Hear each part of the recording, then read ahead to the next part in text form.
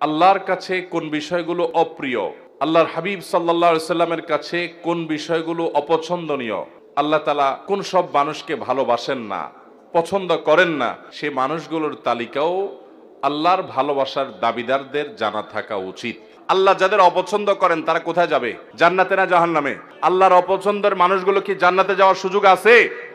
আজ আমরা কোরআনে কারীম থেকে আল্লাহর অপছন্দনীয় মানুষগুলো কারা তাদের ব্যাপারে জানবো, এবং আজকের এই মাহফিলে যদি আমাদের কারোর মধ্যে সেই গুণটি থাকে, সেই দোষটি থাকে, সেই বদঅভ্যাসটি থাকে যেটার কারণে আল্লাহর অপছন্দনীয় মানুষের তালিকায়, আল্লাহর অপ্রিয় মানুষের তালিকায় আমার নাম চলে গেছে, তাহলে সেক্ষেত্রে আমরা দ্রুততার সাথে এই মাহফিলে বসেই তওবায়ে নাসুহা করে, খাঁটি অন্তরে তওবা করে এখান থেকে আমরা যাব যে ওই বদঅভ্যাসটা ত্যাগ করে আল্লাহর প্রিয় পাত্র হওয়ার চেষ্টা করব। ঠিক আছে তো ইনশাআল্লাহ? 6 নম্বর পারার একেবারে প্রথম আয়াত। এই আয়াতে আল্লাহ রাব্বুল আলামিনের অপছন্দনীয় মানুষদের অপছন্দনীয় কাজের কথা আল্লাহ তাআলা বলেছেন। সর্বপ্রথমে আমরা সেটিকে বলতে চাই। সেটা কি? সেটা হলো কোনো মন্দ কথা, কোনো খারাপ কথা, কোনো বাজে কথা, এটা যদি কেউ প্রকাশ করে বেড়ায়, এটা যদি বলে বেড়ায়, এটা বলি জাহেজ, যেটা যদি জাহির করে বেড়ায়, এটা যদি ছড়াছড়ি করে বেড়ায়, তো এটা আল্লাহ অপছন্দ করেন। কারণ কোনো খারাপ জিনিস যদি ছড়াছড়ি করা হয় তাতে সমাজে ভালো হয় না খারাপ হয়? একটা খারাপ জিনিস যখন খুব বেশি ছড়াছড়ি হয়, মানুষ সেটা চর্চা করে, গীবত শিকায়েতের মধ্যে ডুবে, পরনিন্দার মধ্যে ডুবে, মানুষ ধারণা করে এক লাইন জানলে তার সাথে আরো এক লাইন যোগ করে আরেকজনের চরিত্র হনন করে। এই জন্য মন্দ কোনো কিছু পেলেই সেটাকে ছড়াছড়ি করে বেড়ানো, এটা আল্লাহর অপছন্দনীয় কাজ। ফেসবুকের এই যুগে, সোশ্যাল মিডিয়ার এই যুগে, এমনকি অফলাইনেও চায়ের দোকানে বসে বসে মা বোনরা 2-4 জন একসাথে হলে কোনো একটা কিছু পাইলেই হলো ওই তিলকে তাল বানায়া ওইটাকে রসিয়ে রসিয়ে আমরা গল্প করে করে ওই মন্দ জিনিসটা একজন থেকে আরেকজন, আরেকজন থেকে আরেকজন, এক চা দোকান থেকে আরেক চা দোকান, এক আইডি থেকে আরেক আইডি, প্রয়োজনে অপ্রয়োজনে আমাদের কোনো জাতীয় স্বার্থ থাকুক বা না থাকুক, আমরা এই জাতীয় মন্দ জিনিস পেলে ছড়াছড়ি অনেকে করি কি করি না? আল্লাহ সুবহানাহু ওয়া তাআলা বলেছেন, লা ইউহিব্বুল্লাহুল জাহরা বিসসুই মিনাল কাওলি ইল্লা মান যুলিম।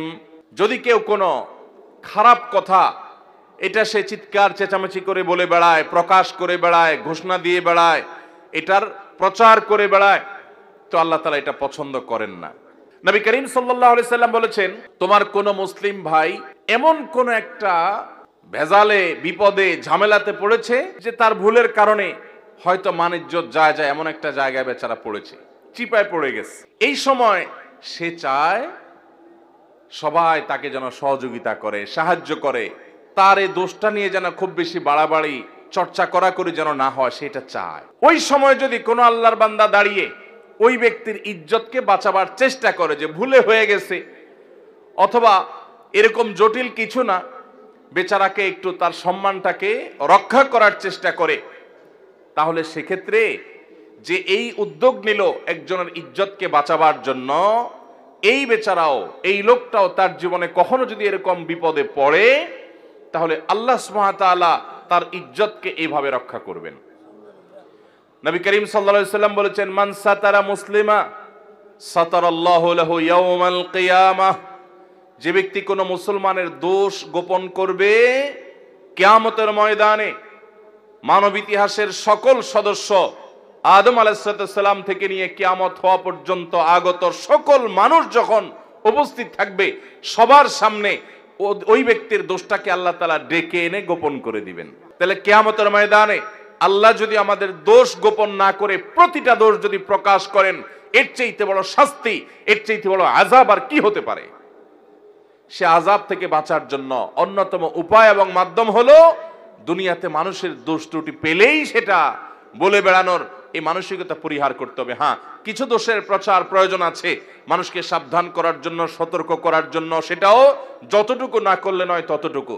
নাম্বার 2, সীমা লঙ্ঘনকারীকে আল্লাহ তাআলা পছন্দ করেন না। আল্লাহ বলেছেন, ইন্নাল্লাহা লা ইউহিব্বুল মুতাদিন। আল্লাহ তাআলা সীমা লঙ্ঘনকারীকে পছন্দ করেন না। ভাইরা আমার, সীমা লঙ্ঘনকারী কারা?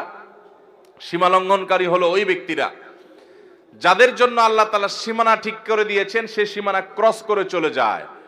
আপনি দেখা দিতে পারবেন অমুক অমুক অমুক অমুক নারীর সাথে, যাদের সাথে আপনার রক্তের সম্পর্ক আছে, নিজের স্ত্রী ছাড়া তাদের সাথে আপনি দেখা দিতে পারবেন। এছাড়া আপনার যাদের সাথে দেখা দেওয়া জায়েজ, মাহরাম, তাদের সাথে আপনি দেখা দিতে পারবেন। এটা আল্লাহর সীমানা। এর বাইরে বাকিদের সাথে দেখা দেওয়া যাবে যাবে না। এটা হলো আল্লাহর সীমানা। এখন যদি সেই সীমানা ক্রস করে আপনি যেই কোনো নারীর ছবি পেলেন, ভিডিও পেলেন, ফুটেজ পেলেন, ফেসবুকে পেলেন, পেপারে পেলেন, ম্যাগাজিনে পেলেন, যেখানে পেলেন, রাস্তাঘাটে পেলেন, আপনি চান্সে তাকে দেখে নিলেন, মনে মনে হারাম স্বাদ আস্বাদন করলেন, জল্পনা কল্পনা করলেন, তাহলে আল্লাহ যে সীমানা দিয়েছেন সেই সীমানাটা আমরা ক্রস করলাম কি করলাম না? আল্লাহ যাদের সম্পর্কে, যাদের সাথে দেখা দেওয়াকে জায়েজ করেছেন, তাদের গণ্ডি ওভারটেক করে যাদের সাথে দেখা দেওয়ার অনুমতি আল্লাহ দেন নাই, আপনি সেখানেও গিয়ে দেখেছেন, তাহলে সীমানা ক্রস করছেন কি করেন নাই? এটা হলো সীমা লঙ্ঘন। সীমা লঙ্ঘনের আরো বহু দিক আছে। তাহলে আল্লাহ যেগুলোকে হারাম করেছেন সেগুলোতে লিপ্ত হলে সেটা হলো সীমা লঙ্ঘন। নাম্বার 3, যারা খেয়ানত করে, আমানত দিলে আমানত রক্ষা করে না, আমানত নষ্ট করে, পাপিষ্ঠ, খারাপ মানুষ, গুনাহ করে বেড়ায়, নাজায়েজ কাজ করে বেড়ায়, কোনো ভয় নাই তার অন্তরে, এই মানুষগুলোকেও আল্লাহ তাআলা পছন্দ করেন না। কোরআনে কারীমে আল্লাহ রাব্বুল আলামিন তাদের সম্পর্কে বলেছেন, ইয়ামহাকুল্লাহুর রিবা ওয়া ইউরবিস সাদাকাত। আল্লাহ তাআলা রিবা এটাকে ধ্বংস করবেন, সুদকে ধ্বংস করেন, আর সাদাকাতকে আল্লাহ রাব্বুল আলামিন বাড়িয়ে দেন। ওয়াল্লাহু লা ইউহিব্বু কুল্লা কাফফারিন আযীম। আর সকল আল্লাহ তাআলা অবিশ্বাসীকে, কাফিরকে, বেঈমানকে, আল্লাহর প্রতি যাদের ঈমান নাই তাদেরকে, এবং পাপিষ্ঠ খারাপ মানুষকে আল্লাহ তাআলা অপছন্দ করেন, তাদেরকে আল্লাহ তাআলা পছন্দ করেন না। আল্লাহ তাআলা আরো বলেছেন, ইন্নাল্লাহা লা ইউহিব্বু মান কানা খাওয়ানান আযীমা। যারা খেয়ানতকারী, কথায় কথায় খেয়ানত করে মানুষের সাথে, এবং পাপিষ্ঠ, অপরাধ করে, কথায় কথায় নাজায়েজ কাজ করে, আল্লাহর ভয় নেই, তার দিল কাঁপে না, এই মানুষগুলোকে আল্লাহ তাআলা অপছন্দ করেন। 4 নম্বর, জালিম, অত্যাচারী, অবিচারী। আল্লাহ তাআলা তাদের সম্পর্কে বলেছেন, ইন্নাহু লা ইউহিব্বুজ জালিমিন। নিশ্চয় আল্লাহ রাব্বুল আলামিন জালিমদেরকে কখনো পছন্দ করেন না। অনেক লোক আছে দেখবেন, নামাজ পড়ে, রোজা রাখে, হজ করে, দান সাদাকা করে, ওয়াজ নসিহত করে, ওয়াজ নসিহত শুনে, কোরআন তেলাওয়াত করে, তাসবিহ তাহলিল করে। অনেক মহিলারা, মা বোনরা আছেন, তারা পর্দা পুশিদাও করে, কিন্তু আবার অন্যের প্রতি জুলুমও করে। আছে না নাই? ভাইরা আমার, অনেক ভাইরা আছি আমরা, দুর্বল পেলে, গরিব মানুষ পেলে তাদের উপরে চড়াও হই, তাদের উপরে অত্যাচার করি, তাদের হক নষ্ট করি, তাদের উপরে জুলুম করি। মনে রাখবেন, জুলুম এত ভয়াবহ অপরাধ, এত ভয়াবহ অপরাধ, কিয়ামতের ময়দানে কোন চতুষ্পদ জন্তু, তারা কি আমাদের মতো তাদের আমলের কোনো হিসাব নিকাশ হবে?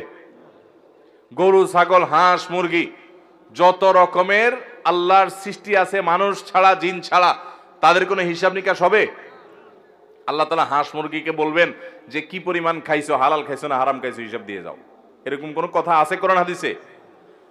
হাঁস মুরগি যদি আরেকজনের ঘরে যায়া তার প্লেট থেকে ভাত খেয়ে চলে আসে, কিয়ামতের ময়দানে আল্লাহ তাদেরকে জাহান্নামের শাস্তি দিবেন, এমন কোনো কথা আছে? কারণ তাদের এইসব হিসাব নিকাশ নাই, এগুলো হবে মানুষের। কিন্তু ভাইরা আমার, জুলুম এরকম একটা অপরাধ, এরকম একটা গুনাহ, জীবজন্তু, পশু পাখিরাও যদি একজন আরেকজনের প্রতি জুলুম করে, কিয়ামতের ময়দানে শুধু ওই একটা অপরাধের বিচার তাদের হবে। নাম্বার 5, অহংকারী, দাম্ভিক। অহংকারী মানুষকে আল্লাহ তাআলা অপছন্দ করেন। আল্লাহ তাআলা বলেছেন, ইন্নাল্লাহা লা ইউহিব্বু মান কানা মুখতালান ফখুরা। যারা গর্ব করে বেড়ায়, অহংকার করে বেড়ায়, এই মানুষগুলোকে আল্লাহ তাআলা পছন্দ করেন না। আল্লাহর ঘৃণিত, আল্লাহর পছন্দনীয় মানুষেরা যারা অহংকার করে। আমাদের সমাজে এরকম অহংকারের রোগ আমাদের অনেকের মধ্যে আছে, সেটাকে আমরা রোগ মনে করি না, ওইটাকে আমরা আত্মসম্মান মনে করি। আত্মসম্মান না, অহংকার এক জিনিস আর আত্মসম্মান আরেক জিনিস। আপনি নিজেকে বড় করলেন, বড় মনে করলেন, ভাবসাব নিয়ে রাস্তাঘাটে গেলেন, একটু বড় লোকের ছেলে, ক্ষমতাবান মানুষের ছেলে, আপনার চলাফেরার ভিতরে একটা ভাবসাব আসলো, বাকিদেরকে মানুষ মনে করলেন না, এটা হলো অহংকার। এই অহংকারটা আমাদের মধ্যে আছে না নাই? কারোর কাছে জ্ঞানের অহংকার আছে, কারোর কাছে পয়সার অহংকার আছে, কারোর ক্ষমতার অহংকার আছে, কারোর নাম যশ খ্যাতির অহংকার আছে। ও মালিক, আপনি আমাদের অন্তরকে অহংকার থেকে ধুয়ে মুছে পরিষ্কার করে দিন। যার অন্তরে বিন্দু পরিমাণ, জাররা পরিমাণ অহংকার থাকবে, সরিষার দানা পরিমাণ অহংকার থাকবে, ওই ব্যক্তিকে আল্লাহ রাব্বুল আলামিন জান্নাতে প্রবেশ করা হারাম করে দিয়েছেন। নো এন্ট্রি, তার জান্নাতে প্রবেশের কোনো সুযোগ নেই। ভাইরা আমার, আল্লাহর হাবিব সাল্লাল্লাহু আলাইহি সাল্লাম আল্লাহর কাছে বিনয়ী হওয়ার জন্য দোয়া করেছেন। আমাদেরকে বিনয়ী হওয়ার চেষ্টা করতে হবে। আমাদের নবীজি সাল্লাল্লাহু আলাইহি সাল্লাম বিনয়ী ছিলেন। বিনয়ী মানুষকে আল্লাহও ভালোবাসেন, বান্দারাও ভালোবাসেন, মানুষও পছন্দ করে। নরম মানুষ, ভদ্র মানুষ, বিনয়ী মানুষ। অহংকারী, দাম্ভিক এবং খুব বেশি গর্ব করে বেড়ায়, দাপট দেখায় বেড়ায়, এই মানুষগুলোকে মানুষও পছন্দ করেন না, আল্লাহও পছন্দ। অতএব মাটির মানুষ হব, চলাফেরায়, আচার আচরণে, কথায় যেন কোনো অবস্থাতে অহংকার প্রকাশ না হয়। 6 নম্বর হলো, যারা সমাজে ফাসাদ সৃষ্টি করে, ফাসাদের মধ্যে সবচেয়ে বড় ফাসাদ, অনেক মুফাসসিরদের মতে কাবিরা গুনাহ যারা লিপ্ত হয়, শিরকে যারা লিপ্ত হয়, শিরক করে, এটা বড় ফাসাদ।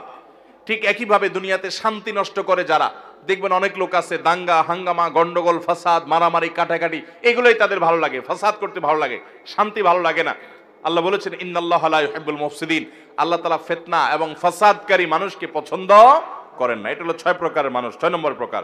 7 নম্বর হলো ওই সমস্ত মানুষগুলো যারা অহমিকা দেখায়, অহংকার করে, আগে যে ফখর করে, গৌরব করে, বড়াই করে বেড়ায়, তাদেরই মতোই, সেটারই আপনার আল্লাহ রাব্বুল আলামিন ভিন্নভাবে প্রকাশ করেছেন, ইন্নাহু লা ইউহিব্বুল মুস্তাকবিরিন, যারা ইস্তিকবার করে, যারা সত্যকে অস্বীকার করে, অহমিকাবশত মানতে চায় না, আল্লাহ তাআলা তাদেরকে পছন্দ করেন না।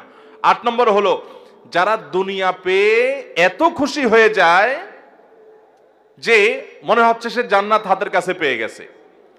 মানে দুনিয়াদার যখন খুব মারাত্মক পর্যায়ের হয়, তখন দুনিয়া পেলেই সে শুধু খুশি হয়, বাস, তার কাছে আখিরাতের কোনো দাম নাই। মনে রাখবেন, দুনিয়ার কোনো নেয়ামত পেলে খুশি হওয়াটা দোষের না, কিন্তু আনন্দে আত্মহারা হয়ে গেলেন, এটার মানে হলো আপনার অন্তরে দুনিয়া ভরে গেছে। কথা কি বুঝাতে পারছি? অনেক লোক আছে দেখবেন যে দুনিয়ার কোনো অর্জন হলে খুশিতে একদম বাগবা, সে লাফালাফি, মনে হচ্ছে জান্নাত পেয়ে গেছে। আবার দুনিয়ার যদি কোনো ক্ষতি হয়ে যায়, সে এমন ভাবে ভেঙে পড়ে, মনে হচ্ছে তার সব শেষ হয়ে গেছে। এটা কোনো মুসলমানের চরিত্র না। 9 নম্বর, যে মানুষগুলোকে আল্লাহ পছন্দ করেন না তারা হলো অপচয়কারী। আল্লাহ বলেছেন ইন্নাহু লা ইউহিব্বুল মুসরিফিন। অপচয় আমাদের মধ্যে আছে না নাই? অপচয় এখন অনেকেই আমরা করি। আমরা মনে করি যে পয়সা করে কিছু হলেই বোধহয় একটু অপচয় না করলে আমার ধনী এবং বড়লোকগিরি জাহির হয় না। অথচ ইমানদার কখনো অপচয় করতে, আল্লাহ তাআলা কোরআনে কারিমে আমাদেরকে বলেছেন যে আল্লাহর নেককার বান্দাদের বৈশিষ্ট্য, ইবাদুর রহমানের বৈশিষ্ট্য হলো ওয়াল্লাযীনা ইযা আনফাকু লাম ইউসরিফু ওয়া লাম ইয়াকতুরু ওয়া কানা বাইনা যালিকা কাওয়ামা।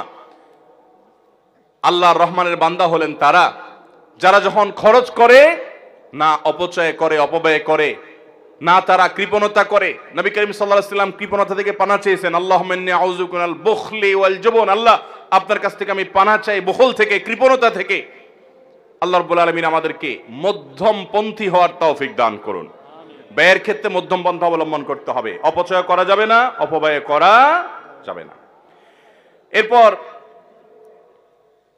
10 নম্বর, যে মানুষগুলোকে আল্লাহ রাব্বুল আলামিন অপছন্দ করেন, সেটি এসেছে নবী করিম সাল্লাল্লাহু আলাইহি ওয়াসাল্লামের হাদিসে। তিনি বলেছেন ইন্নাল্লাহা লা ইউহিব্বুল ফাহিশা ওয়াল মুতাফাহহিশ, যারা অশ্লীল কথা বলে, অশ্লীল কাজ করে, অশ্লীলতা ছড়াছড়ি করে, বেহায়াপনা করে, এই মানুষগুলোকে আল্লাহ তাআলা পছন্দ করেন না।